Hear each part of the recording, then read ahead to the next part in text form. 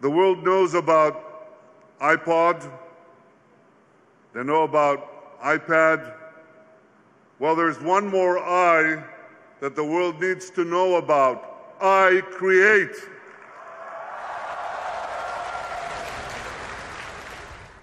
Prime Minister Modi founded Icreate when he was Chief Minister of Gujarat. He told me that he visited Israel. He saw the fermentation of ideas turning into innovation, turning into companies, changing the world.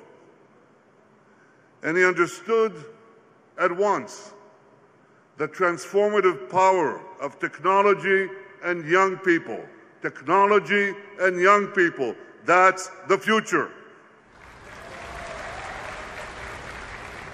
Now Prime Minister Modi is changing India by the force and vision of his leadership. He is revolutionizing India. He is catapulting it into the future and is as one of the world's great powers. And he's doing it through the power of innovation. Prime Minister Modi once said, each of us has a natural instinct to rise like a flame. Let's nurture that instinct. Icreate does exactly that. It takes a small flame of inspiration and it nurtures it into a roaring fire of ingenuity. So just to prove the point, having just walked there through this inspiring walk, talking to young men and women, seeing their creativity, seeing a young boy of 14 years old having a drone in the sky that will identify landmines and save so much suffering. 14 years old. He's kind of old. Amazing. So just to prove the point, I'd like to ask the young Indian entrepreneurs, men and women who are here, a question. Raise your hand if you're working in an idea that can change the world and make it better. Raise your hands. That's a lot of hands. A lot of hands. This is the infectious optimism of the young. And as you all know, I'm sure you know this, Prime Minister Modi and I are both very young and very optimistic.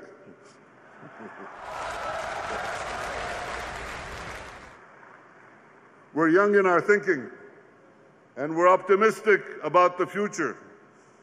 At Icreate, entrepreneurs come together for mentoring and to raise funds for their ideas.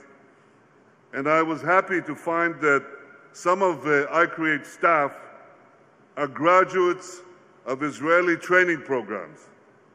Now, this isn't the first time that Gujaratis and Israelis have come together.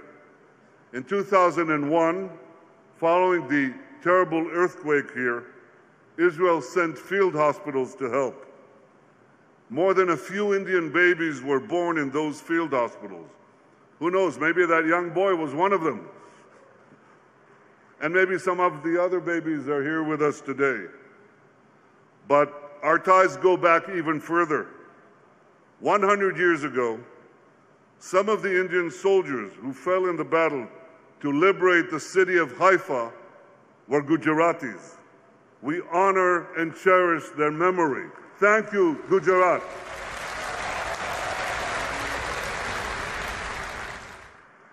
Today, the visit of Prime Minister Modi to Israel, a historic visit, and my visit to India mark a new era of Israel-Indian cooperation. One of the areas we're most excited about is cooperation in technology and innovation. Prime Minister Modi is right when he says technology is central to development. He also rightly stresses inclusive development, inclusive developers, because all of us rise and fall together. Half a year ago, we launched the Israel-India Innovation Bridge. The idea was simple: unite brilliant young Indians and brilliant young Israelis to help solve pressing global problems. Many entrepreneurs immediately recognized the potential of this idea. Over 600 companies applied to be part of the incubator. Several dozen were chosen, but this is just a small sample of the scope of our cooperation. So today I have a simple message. I want young Indians to know we are your partners. I want young Israelis to come to India, not just with a backpack, but with a laptop. This is a century of boundless potential, and that's why I've come here, to encourage young innovators from our two countries to work together. I thank Prime Minister Modi for his vision and for his friendship, and for recognizing the immense potential of our partnership. I shall always be honored, and I shall always treasure the moment that you decided to inaugurate this visionary center on my visit, on the visit of the Prime Minister of Israel. Jai Hind, Jai Bharat, Jai Israel. Thank you, Prime Minister Modi. Thank you all.